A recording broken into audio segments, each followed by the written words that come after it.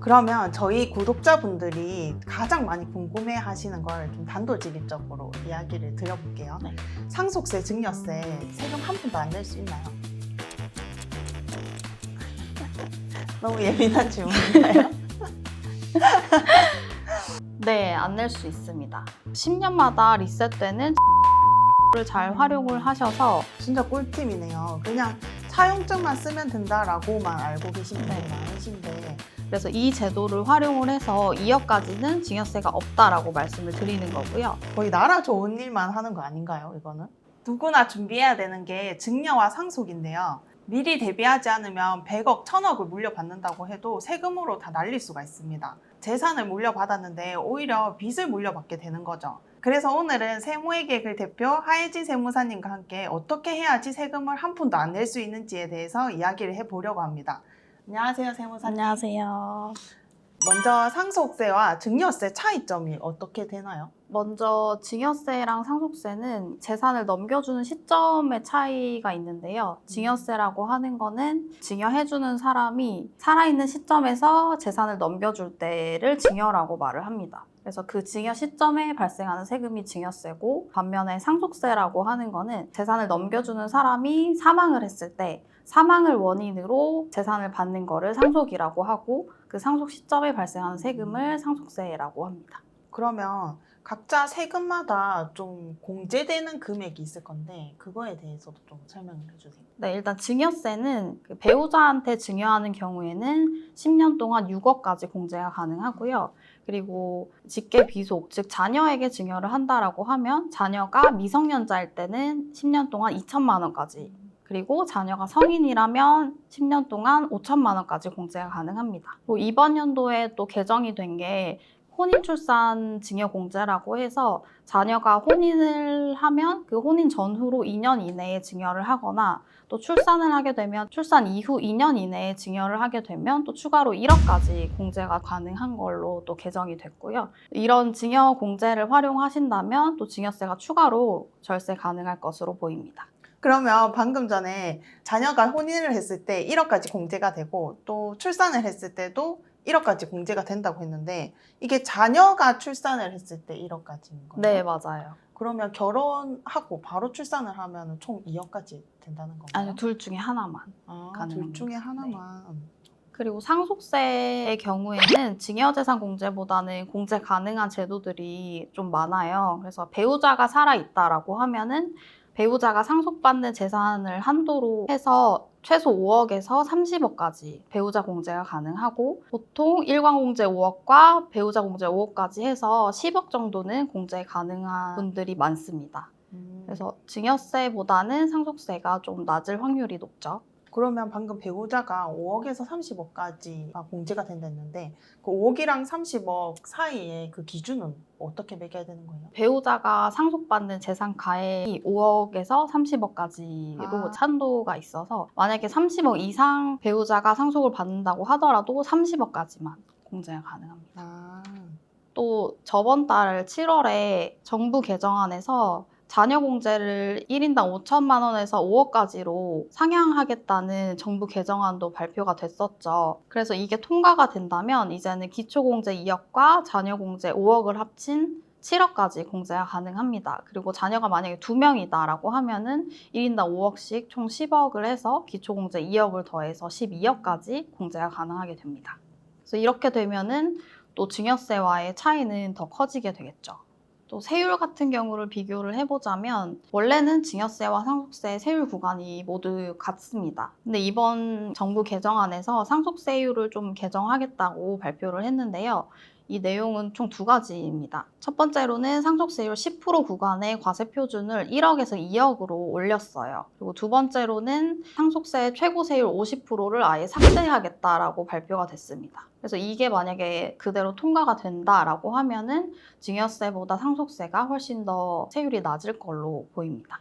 아, 그러면 이게 통과가 된다면 뭐 1,000만 원이든 2,000만 원이든 상관없이 2억 이내로면 10% 내야 된다는 네, 거죠. 과세표준이 만약에 2억이었다라고 하면은 원래 세율대로라면 20% 구간을 적용을 받았었거든요. 근데 이제는 10% 구간으로 적용되는 걸로 바뀌게 될 겁니다. 그러면 증여세 부분에서 미성년자일 때는 10년 내로 2천만 원까지는 공제가 된다고 했는데 미성년자가 만약에 4천만 원을 물려받았어요. 네. 어쨌든 증여세를 내야 되잖아요. 그러면 이 세금 내는 것도 부모님한테 받아서 돈을 내게 된다면 이거는 어떤 식으로 계산을 해야 되나요? 증여세를 납부할 의무가 있는 사람은 수증자, 즉 증여를 받는 사람이기 때문에 자녀가 증여세를 납부를 하는 게 원칙이에요. 근데 자녀가 미성년자라서 모아둔 돈이 없다라고 하면은 그 증여세까지 부모님이 대납을 해주셔야겠죠. 또 그 대납하는 증여세까지 또 증여세가 발생을 하게 됩니다. 그것까지 계산을 해서 증여세가 나오게 되겠죠. 그러면 저희 구독자분들이 가장 많이 궁금해 하시는 걸 좀 단도직입적으로 이야기를 드려볼게요. 네. 상속세, 증여세 세금 한 푼도 안 낼 수 있나요? 네, 안 낼 수 있습니다.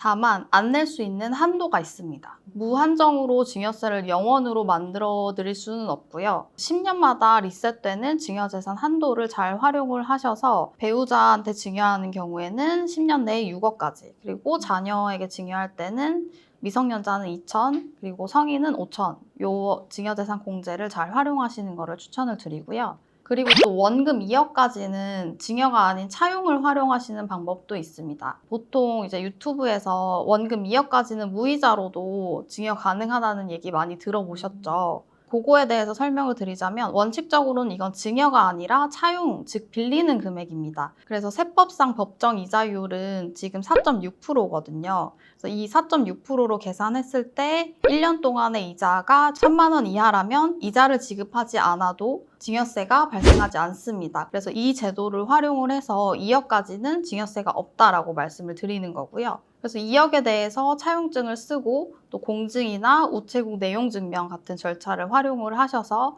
차용증을 잘 작성을 해두시고요. 그리고 이자는 무이자로 하되 원금은 반드시 매달 분할 상환하는 것을 추천을 드립니다. 이자도 무이자인데 원금까지 상환하지 않는다라고 하면은 누가 봐도 이거는 차용보다는 증여에 가깝겠죠. 그래서 한 달에 50만 원 또는 100만 원 정도 분할해서 상환을 하시는 거를 추천을 드립니다. 진짜 꿀팁이네요. 그냥 차용증만 쓰면 된다라고만 알고 계신 분들이 네. 많으신데 그것만 해서 되는 게 아니라 원금을 조금씩이라도 납부를 하는 걸 보여줘야지 안전하다라고 생각을 해야 될 것 그쵸. 같습니다. 그리고 또 무이자로 하라고 말씀을 드리는 이유는 이자를 받는 사람은 받는 이자에 대해서 소득세를 납부를 해야 되는데 이건 비영업 대금 이익의 이자라고 해서 보통 은행 이자보다는 세율이 더 셉니다. 27.5%예요. 그래서 이자를 굳이 받아서 또 이자 소득세를 납부를 하면 또 현금 유출이 발생하기 때문에 무이자로 가능한 2억 한도 내에서는 무이자로 진행을 하시고 원금만 분할해서 상환하는 거를 말씀을 드리고요. 그리고 또 주의하셔야 될 거는 차용 기간이 너무 길어버리면 또 이거는 차용이 아니라 증여로 볼 가능성도 있어요. 왜냐하면 모든 건 상식적으로 생각을 해서 내가 가족이 아닌 제3자한테 빌려준다고 생각을 했을 때 남한테 20년, 30년 동안 빌려주지는 않잖아요, 보통. 길어야 10년. 5년에서 10년 내를 차용 기간으로 하시는 게 안전하고요. 차용한 사람의 소득 대비 차용 원금이 너무 큰 경우, 그러니까 내가 빌린 돈이 내가 상환해야 될 능력을 초과해야 되는 경우도 차용이 아닌 증여로 볼 가능성이 큽니다. 그리고 상속세도 말씀을 드리자면 상속세는 증여세보다는 공제받을 수 있는 제도들이 많습니다. 그래서 이 상속 공제 제도들을 활용을 해서 상속세를 납부하지 않을 수도 있고요. 또 상속받은 부동산을 나중에 양도하는 경우에 양도세까지 아예 안 내실 수도 있습니다. 그래서 만약에 내가 상속받을 부동산이 있다라고 하면은 반드시 세무사와 상담을 하시고 이후 절차를 진행하시기를 바랍니다. 그러면 방금 양도세를 아예 영원으로 만들 수 있다고 했는데 그거는 어떤 식으로 준비를 해야 되나요? 보통 상속받은 부동산을 바로 양도하시는 분들이 있어요. 상속세법에서는 상속 개시일, 즉 돌아가신 날로부터 6개월 이내에 상속받은 부동산을 파는 그 매매 계약을 하게 되면은 내가 받기로 한 그 매매가액이 그대로 상속 취득가액이 됩니다. 그래서 양도세는 양도가액에서 취득가액을 차감한 양도차익을 기준으로 계산을 하잖아요. 그럼 양도가액이랑 취득가액이 같아져 버리니까 양도차익이 0원이라서 양도세가 안 나오게 되겠죠. 그래서 만약에 양도를 하실 거라면 6개월 내에 매매 계약을 하시는 거를 추천을 드리고요. 이런 것들을 이제 상속받기 전에 혹은 상속받고 바로 상담을 받으셔서 진행을 하시라고 권해드리고 있습니다. 그럼 상속세랑 증여세 관련해서 준비를 하고 있지 않다던가 아니면 설마 내가 걸리겠어라고 생각을 하고 신고를 안 하시는 분들이 계실 거란 말이죠. 그럼 이런 분들 세금 폭탄 맞은 사례가 있나요? 네, 있습니다. 특히 부동산 부자인 분들은 조심하셔야 되는데요. 우리나라 고액자산가 분들을 만나보면 가지고 있는 재산들이 보통 부동산인 경우가 많아요. 그래서 그분들이 돌아가시게 되면 이때 문제는 부동산 외에 금융재산, 즉 현금이 없는 경우입니다. 이때는 어떤 문제가 발생하냐면 총 두 가지로 나뉘게 되는데 첫 번째로는 일단 상속세를 낼 돈이 없어요. 그 이유는 부동산은 날로 갈수록 재산 가치가 증가하는 자산이라서 돌아가신 부모님이 처음 취득했을 때 금액보다 돌아가신 날 현재의 부동산 가치가 훨씬 클 가능성이 높겠죠. 그렇게 되면 그 올라간 가치가 그대로 상속재산이 되고 상속재산 가액으로 상속세가 나오기 때문에 상속세가 굉장히 많이 나올 가능성이 큽니다. 그리고 두 번째 문제는 상속받은 부동산을 보유하고 유지할 능력이 없습니다. 이 부동산을 상속받게 되면 일단 먼저 취득세 6개월 내에 납부하셔야 되고 또 매년 재산세, 종부세 내셔야 되죠. 그리고 임대소득이 있다라고 하면은 매년 임대소득세도 납부를 하셔야 됩니다. 그래서 최악의 경우에는 이 상속받은 부동산을 팔아서 상속세를 낸다거나 아니면 이 상속세를 현물로 상속받은 부동산으로 물납을 진행하시는 분들도 간혹 있긴 합니다. 그래서 자산가 분들이라면 내가 사망하는 시점에 상속세가 대략적으로 얼마 정도 나올지 예상을 반드시 하셔야 되고요. 그리고 또 한 가지 팁이라고 하면 꼬마 빌딩이나 이런 부동산을 갖고 있는 분들은 개인 소유 부동산을 법인으로 이전하는 법인 전환을 통해서 내가 사망하는 시점에 부동산을 상속하는 게 아니라 법인의 주식으로 상속하게 하는 그런 상속세 절세 플랜을 세워 놓으셔야 되고 또 상속세 재원 마련을 반드시 고민을 해주셔야 됩니다. 그래서 가족법인을 만드는 분들이 많으신 거구나. 네, 맞아요.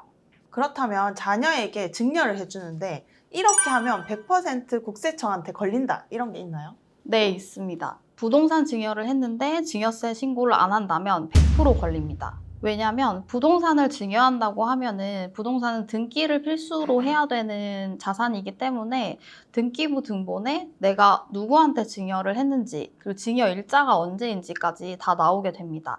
그래서 증여를 한다고 하면은 반드시 증여세 신고까지 같이 진행을 해주셔야 되고요. 그리고 부동산이 아닌 현금을 자녀에게 증여한다고 하면 사회통념상 증여로 보지 않는 케이스도 있습니다. 바로 내가 부모고 자녀를 부양해야 될 의무가 있을 때, 즉 자녀가 학생이라거나 또는 직업이 없어서 내가 자녀한테 생활비를 매달 얼마씩 줘야 자녀가 생활이 가능한 경우인데요. 이런 생활비까지 증여로 본다면 너무 삶이 빡빡해지기 때문에 그 사회통념상 생활비 정도 금액에 대해서는 국세청에서도 증여로 보지 않을 가능성이 큽니다.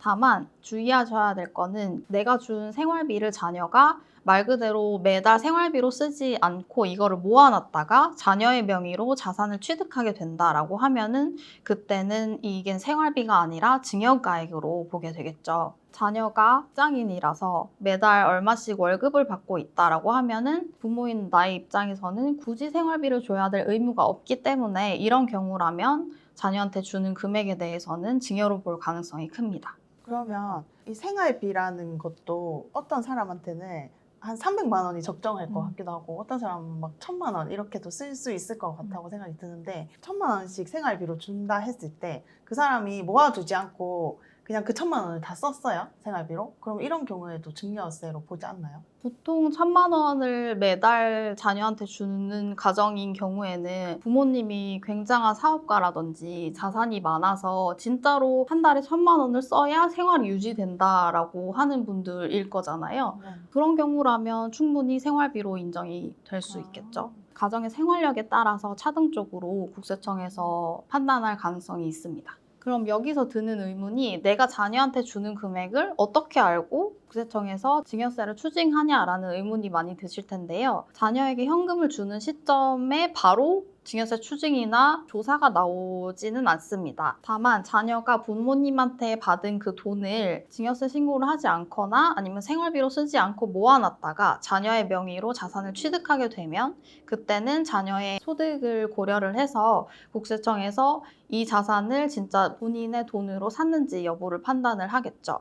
그래서 그 차익이 나는 금액에 대해서는 증여로 받은 금액이 아니냐라고 추정을 해서 자금 출처 조사가 나오게 됩니다. 그러면은 부동산을 취득할 때 특히나 제일 중요해야 된다라고 생각을 하면 될까요? 네, 맞아요. 왜냐하면 국세청에서는 지금 PCI 시스템이라는 걸 도입을 하고 있는데 P는 property, 자산을 말하고요. 그리고 C는 consumption, 소비를 말하고 그리고 I는 income, 수입을 말합니다. 내가 자산을 취득한 금액과 1년 동안 소비한 금액의 합계액이 내가 국세청에 신고한 그 소득보다 너무 커버리면 그 차액에 대해서는 누가 무상으로 준 돈 아니냐 아니면 사업자라고 하면은 신고된 소득이 너무 적은 거 아니냐라고 판단을 하겠죠. 예전과는 달리 국세청에서 국민의 자산이나 1년 동안의 카드 사용 금액 그리고 신고한 소득에 대해서 굉장히 면밀히 알고 있기 때문에 이 점은 주의를 해주셔야 됩니다. 근데 저는 그런 생각이 들더라고요. 그런 분들이 계세요. 친구도 딱 모였는데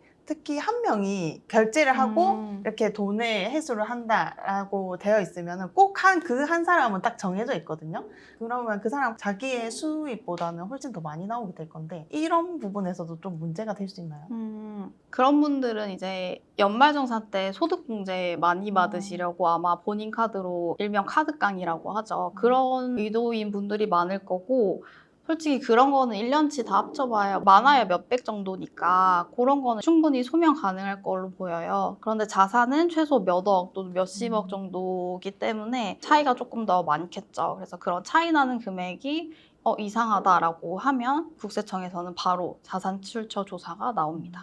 그럼 작년 기준으로 서울 아파트 가격이 평균 11억 8천만 원이었단 말이죠. 평균이 11억에서 12억이면 15억이 넘어가는 아파트들이 많다는 뜻이란 말이죠. 그렇다면 15억짜리 아파트를 배우자 한 명 있고 자녀가 2명 있는 그런 가족에 상속을 줬다면 이게 상속을 하는 게 나을까요? 아니면 증여를 하는 게 나을지, 그리고 현금으로 주는 게 나을지 아니면 부동산으로 그냥 그대로 넘기는 게 나을지 어떤 게 좋을까요? 현재 세법으로 말씀을 드리자면 사실 고액의 자산에 대해서는 증여의 실효성이 많이 떨어진 상태입니다. 왜냐하면 증여재산 공제 금액 자체가 자산가치 상승분을 따라가지 못하고 있는 상태예요. 아까 말씀드렸다시피 10년 내에 배우자 공제 6억 그리고 자녀 공제 5천만 원, 이 금액은 2014년에 증여세법이 개정된 이후로 10년째 그대로입니다.